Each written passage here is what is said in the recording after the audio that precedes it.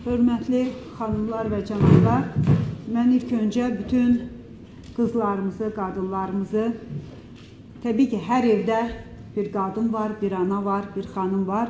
Ona görə də sizin simanızda, buradakı qızlarımızın, qadınlarımızın simasında bütün Azərbaycan qadınlarını, qızlarımızı qarşıdan gələn 8 Mart Beynəlxalq Qadınlar Günü münasibəti ilə təbrik edirəm. İlk öncə can sağlığı, uğur, xoşbəxtliklər arzulayıram və arzulayıram ki, qadınlarımızın hər zaman üzü gülsün, gözlərində yaş, üzlərində kədər olmasın. Mən bütün təşkilatçılara, xüsusilə Qafqaz Universitetinə təşəkkür edirəm ki, çox gözəl bir mövzu ətrafında bu günləri bir konferans keçirilir. Əslində, mənim düşüncəmə görə təkcə 8 Mart Qadınlar Bayramı, Qadınlar Günü olmamalıdır. Qadınlar dünyadakı haqlarını alana qədər hər gün Qadınlar Günü və Qadınlar Bayramı olmalıdır. Çünki mənim yadımdadır, ilk dəfə mən Misirə gedəndə Misirdə Luxora getmişdim. Orada bilirsiniz ki, dünya tarixinin ilk hökmdar qadınının qədim Misirdə olub, Hatshepsut adlı. Qədim Misir tarixinin, ümumiyyətlə qədim Misirin ən ağıllı hökmdarı olub bu qadın. Onun qalan əməlləri ilə və s. və s. Amma bu qadın hər zaman kişi kimi görünmək məcburiyyətində qalıb. Çünki onun qadın olduğuna görə heç cür qəbul edə bilmirlərmiş. Və mən ondan bir yazı yazanda başlığını belə yazdım. Hətta 1000 illər əvvəl də qadın olmaq zor idi, çətin idi. 1000 illər sonra da qadın olmaq zordur, çətindir, asan deyil. Əslində çox şeymi dəyişib, bəzi şeylər dəyişib, amma hər şey dəyişməyib, çox şey dəyişməyib. Qadının haqları mövzusunda, qadınların dünyanın hər yerində, toplumda, cəmiyyətdə, dövlətin bütün səviyyələrində öz yerini tutması sahəsində bütün dünyada problemlər var. Hətta dünyanın ən inkişaf etmiş bu sahələrində ölkələri belə tam istənilən səviyyəni əldə etməyiblər. Bəzən buna bir feminizm məsələsi kimi baxırlar. Mən belə baxmıram. Çünki hesab edirəm ki, hər bir kişinin anası var, hər bir kişinin xanımı var və kişilərimizin çoxunun qız evladları da varsa, demək ki, bu bir cəmiyyət, bir toplum məsələsi olur və bu dünyanın məsələsidir. Bir cinsi məsələsi problemi deyil. Ona görə də təbii ki, bizim qadınlarımızın Azərbaycanda da dünyanın hər yerində olduğu kimi, əgər biz bu mövzuya dövlət səviyyəsində diqqət göstəririksə, deməli ki, bu vəziyyətdən istənilən qədər razı deyilik. Qadınların cəmiyyətdə bütün sahələrdə öz yerini, layiq olduğu yeri tutması bizim dövlətimizin də əsas vəzifələrindən biridir. Çünki bizim böyük şairimiz, dahi şairimiz Hüseyin Cavid hələ 20-ci əsrin əvvəllərində bütün bəşəriyyətə ünvanlanaraq deyirdi ki, qadın gülərsə şu işsiz mühitimiz güləcək, sürüklənən bəşəriyyət qadınla yüksələcək. Bunu deyən bir qadın deyildi. Bunu deyən dünya səviyyəsində qəbul olunan bir aydın idi ki, bir kişidir ki, o hesab edirdi ki, nə qədər qadın yüksəlməyib, bəşəriyyət yüksələ bilməyəcək. Ona görə də bu o qədər önəmli bir mövzudur ki, bu mövzuda saatlarla danışmaq olar və bu günləri də mənə elə gəlir ki, Azərbaycan qadını və media rolunun girişində də əslində bundan danışmaq daha yaxşı olardı. Amma bir çox şeylər də dəyişib. Məsələn, mən hərdən yadımdadır tarixə adını yazan qadınlar kitabını yazanda fikirləşirdim, yox, mən daha şanslıyam. Ən azı Mariya Curie qadın olduğu üçün hətta Sorbonne Universitetində professor olmağa qoymurdular. Amma indi qadınlar bu qədər də ağır vəziyyətdə deyirlər. Bir çox şeylər dəyişib, amma bir çox şeylərin də ciddiyən dəyişməsinə ehtiyac var. Və burada bir çox şeylər kişilərdən asılıdır dediyiniz zaman mən hesab edirəm ki, kişilərdən də daha çox qadınlarımızın, qızlarımızın özündən asılı olacaq. Mənim çox böyük dəyər verdiyim, yəni düşüncə səviyyəsində bu məsələlərdə inqilabi proseslərə təkan verən qadınlardan biri var, Simone de Beauvoir. Onun çox gözəl söz var, mənim həyat fəlsəfəmdə önəmli yerlərdən biri tutub. Deyir ki, yıxılmağın ən kəsə yolu xilasını başqa birində görmək, daha cümləli belə deyil, xilasını başqa birində görmək yıxılmağın ən kəsə yoludur. Yəni, xilasını ilk öncə özündə görəcəksən, başqalarında deyil. Və mən bunu jurnalist qızlarımıza, qadınlarımıza da üst tutaraq deyirəm ki, hər zaman xilası özünüzdə görəcəksiniz. Özünüzdə görəcəksiniz, özünüzü başqalarından daha çox nəyisə gözləməkdənsə özünüzü güclü hiss etmək, sizin qarşınızda duracaq çətinlikləri ciddi şəkildə qəbul etmək, hər sizə dəyən zərbədən geri çəkilməmək, düşünməlisiniz ki, bu həyatdır, həyatda rastlaşacağımız problemlər də olacaq, çətinliklər də olacaq və bundan heç zaman geri çəkilməməliyik. Bu qızlarımıza, ümumiyyətlə bütün qızlarımıza, xüsusilə də jurnalist qızlarımıza mənim deyəcəyim sözlər. Niyə jurnalist qızlara xüsusi deyirəm? Bunu biraz sonra daha açıqlayacağım. Amma Azərbaycan qadını müasir media dedikdə mən burada bir neçə məsələyə xüsusi toxunmaq istəyirəm. Birincisi, nələri həll eləməliyik bu istiqamətdə? Məni məsələn çox sevindirən Elmira xanım bizim dəyərli jurnalistimiz. Burada çox dəyərli Azərbaycan jurnalistikasının qadınları var. Buradan bir saysam, İlhamiyə xanım buradadır. Azərbaycan jurnalistikasında çox gözəl işlər görmüş bir xanımdır. Günel xanım bu günləri də o işlərini davam elətdirir. Gözəl işlər görən, görmədiyim bəlkə kimisə görə bilmirəm, amma burada bax Sevinç xanım var. Çox gözəl şəkildə bu günləri də o estafeti davam elətdirir. Yəni jurnalistikamızın indi biz biraz və İlhamiyə xanımda biz də artıq yaşlı nəsilə gedirik. Daha gənc nəsillərə də üst tutaraq deyirəm. Amma nə var? Mediamızda burada problem. Məsələn, jurnalistlərimizin mətbuatda da, mediada da böyük bir hissəsi qızlardır. Amma məni həmişə narahat edən, indi son dövrlər biraz dəyişməyə başlayır. Rəhbərlik hamısı kişilərdir. Departament rəhbərləri, şöbə müdürləri, demək olar ki, əksərən kişilər olur. Mən bunu biraz açıq deyirəm, haqsızlıq kimi qəbul eləmişəm hər zaman. İndi çox şükür ki, artır bizim görürük media rəhbərləri, mətbuat, yəni ki, rəhbərləri içərisində qızlarımızın sayı da artır. Yəni, bu niyə lazımdır? Bu ona görə yox ki, Gənirə xanım da qadındır, bir kapris kimi ki, xoş gəlsin ki, baxın, burada da qadınlar var. Yox, onlar bir örnəkdirlər cəmiyyətə. Baxın, nə qədər insan üçün Elmira xanım jurnalist kimi örnək olub.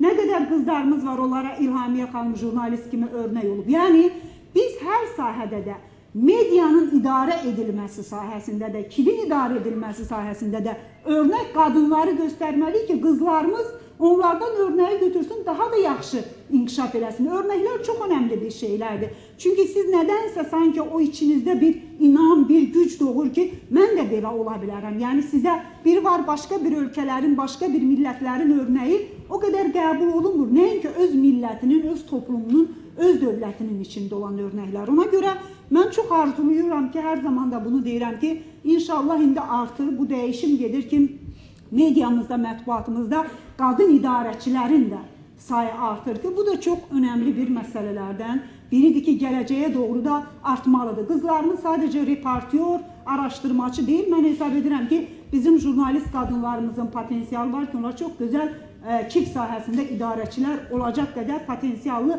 Mən şəxsən burada saydıysənız 30-40-ını mən sayarım. Demək ki, bunların içərisində çox ciddi insanlarımız da var. İkincisi, qadın problemlərinin KİF-də işıqlandırılması mövzusu. Mən burada bir neçə başlığa xüsusi vurğulamaq istəyirəm. Bax, burada da bizim ciddi problemlərimiz var. Nə qədər biz Gürcüstanda, Tiflisdə Avropa Şurası və Avropa Birliyinin birgə konfransı var idi. Qadın mövzularının, yəni qadın dediyimiz zaman bu cəmiyyətin mövzuları deməkdir, toplumun mövzuları deməkdir. Bir cinsi ayrı seçkilik ətrafında getmir, toplumu narahat edən məsələlərdən gedir. Onların KİF-də işıqlandırılması və necə işıqlandırılması ətrafında böyük bir beynəlxalq konferans keçirilirdi və o qədər maraqlı dünyada statistikalar gətirirdilər ki, dünyanın demək olar ki, 80%-ində bu ciddi problemdir ki, bu mövzular lazım səviyyədə KİF-də öz əksini tapmır. Yəni KİF bu məsələdə maarifləndirmədə, mediada, mətbuatda maarifləndirmə məsələlərində ciddi o qədər rol oynamır. Baxmayaraq ki, mətbuat və media cəmiyyətdə bu missiyanın əsas daşıyıcılarıdır ki, toplumu maarifləndirilsin, toplum daha çox bu istiqamətdə, belə deyək, doğruya istiqamətlənsin. Bizdə də bu məsələdə problemimiz var. Məsələn, biz bunu zaman-zaman müzakirə edirik, son illər artır. Biz görürük ki, son illər bu mövzularda düzdür, müəyyən müzakirələr var, amma istənilən səviyyədədirmi? Yox.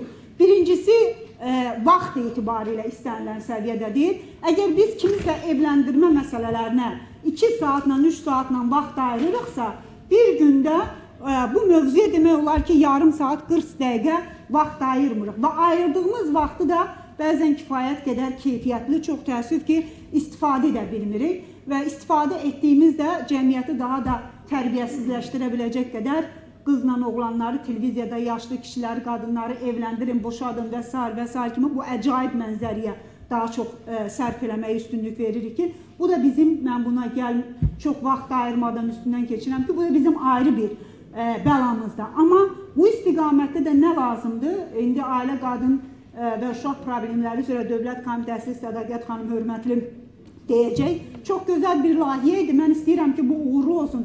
Tək qızlarımız yox, oğlanlarımız da bu layihənin içərisində olsun ki, bu mövzuda treyninqlərin keçirilməsi. Yəni, bu mövzunun nə qədər önəmli olması, qadın məsələlərinin, cəmiyyətdə qadının yeri, qadın problemləri ilə ətrafında ciddi müzakirələrin açılması bu çox ciddi mövzularımızdan biridir. Qızlarımızın jurnalistika ilə bağlı məsələlərinə gəlincə, təbii ki, jurnalistikada qızlarımızın sayı artmalıdır. Amma mən həmişə jurnalistika ilə bağlı mənim başqa bir düşüncəm var. Bu təkcə təhsil məsələsi deyil. Jurnalistika təkcə təhsillə ortaya çıxan bir məsələ deyil. İstədiyiniz qədər yaxşı təhsil ala bilərsiniz, amma uğurlu jurnalist olmaya bilərsiniz. Mən bunu həyatda, praktikamda gördüm. Hətta yadımdadır, 6 il bundan əvvəl Xəzər Universitetində hörmətli Hamlet müəllim, mən orada jurnalistikanın praktik əsasları deyə bir balaca, bizdə bilirsiniz, ən böyük çatışmazlıqdan biri də ümumiyyətlə media mərkəzlərinin, televiziya məktəblərinin olmamasıdır ki, mən istəyərəm bizim yaşadığımız, bəlkə də bizim zamanımızda olmayan bir çox şeylərin indi jurnalistlərin əldə etməsini mən çox istəyərdim. Olmaması da Hamlet müəllim balaca bir media mərkəzi də qurmuşdu və mənim dərs dediyim uşaqların içində elə uşaqlar vardı, əlaçı idilər. Bütün fənlərdən əla qiymətlərlə oxuyurdular. Baxırdım adamlara, deyirdim ki, siz jurnalistikadı dəyişin. Sizdən jurnalist olmayacaq, mümkün deyil. Amma elə uşaqlar var idi, deyirdilər, Gəmrə xanım, bundan heç nə olan deyil. İndi onlar Azərbaycan jurnalistikasında bir çoxu bəzi televiziyalarda ən uğurlu jurnalistlərdir. Niyə? Jurnalistikada başqa bir arzu, istək də var. Yəni, jurnalistlər biraz fanatiklər olmalıdır. Bu işi dəlicə sevməlisən. Buna hansısa bir iş yeri kimi baxmaq ki, bu mənim işimdir, sabah gedəcəm saat 10-un yarısı, axşam 7-də gələcəm. Biraz rahat həyat arzusunda olanlar bu peşədə çətin olur. Yəni, bu peşə çox ciddi fanatiklik istəyən bir sahədir. Siz bəlkə gecə saat 2-də də, 3-də də çox sizin üçün önəmli olacaq. Einsteynə bir gün hamı deyir, dahisən, dahisən. Einsteynə yaxşı bir söz var, deyir, mən dahi deyiləm. Mən sadəcə həddindən artıq hər şeylə çox maraqlanan insanam. Jurnalist də belə olmalıdır. Onun hər gün, hər eşitdiyi bir məsələ onun üçün maraqlı olmalıdır. O, bütün gününü, həyatını informasiya içərisində yaşamağa bacarmalıdır və hər şeyi qurban verməyə də bacarmalıdır jurnalistikada bəzən. Bir gün mənə dedilər, ekstremal jurnalistika sizcə nədir? Dedim, ekstremal jurnalistika o adamlar məşğul olmalıdırlar ki, onlar üçün maraq hissi ölüm hissindən daha üstündür. Əgər kiminin üçünsə ölüm hissi maraqdan daha güclüdürsə, onlar ekstremal jurnalistikada uğurlu ola bilməzlər. Bunlar o kateqoriyaya girirlər ki, maraq o qədər güclü olur ki, ölüm qorxusunu belə ləğv edəcək, dəf edəcək qədər güclü olur ki, onlar gedir, Elmira xanımın sözü olmamış, ölümün içində də rahat çalışa bilirlər. Çox maraqlıdır. Və bizim qızlarımızın içərisində də jurnalistikaya gələnlər rahat həyat arzusunda olmasınlar. Mən jurnalistikaya gələn qadınlardan açıqcasına deyim, rahat həyat sürənlərini də görmədim. Elə hamısı üçün çox belə deyək də, bu çox rahat sənət deyil, amma çox gözəl bir sənətdir və mən qızlarımızın buraya gəlməsini istəyərdim. Birincisi, görün bu sənətə xalqın qiyməti nə qədər böyükdür ki, jurnalistlər var bir çoxu, millət vəkili kimi bizdən daha tanınırlar, daha populyar olurlar. Sözləri bəlkə millət vəkillərindən də daha dəyərli və sayğın olur toplumda. Bu toplumun bu sənətə baxışıdır. Əgər siz orada öz yerinizdə ola bilirsinizsə, peşəkar ola bilirsinizsə, obyektiv ola bilirsinizsə, toplum hər zaman sizi ən yüksək yerə qoya bilir.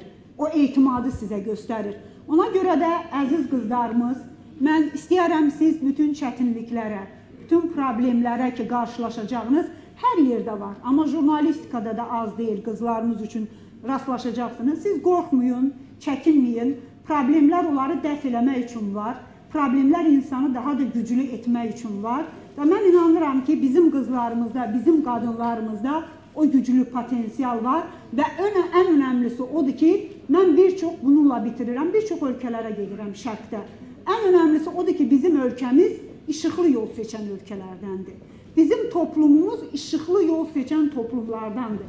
Yəni, qadının cəmiyyətdə yerini tutmasına isti baxan, qadının bütün sahələrdə haqlarını əldə eləməsi, yerini tutması, təhsil alması, inkişaf etməsinə çox pozitiv yanaşan və getdikcə də biz görürük ki, bu sahədə dövlət siyasəti ilə bərabər düşüncə dəyişikliyində də çox ciddi irəliləyişləri biz görürük ki, daha çox irəliləyişlər əldə edirik. Və mən inanıram ki, mən hər zaman Maria Curie'dən mən daha xoşbəxtəm.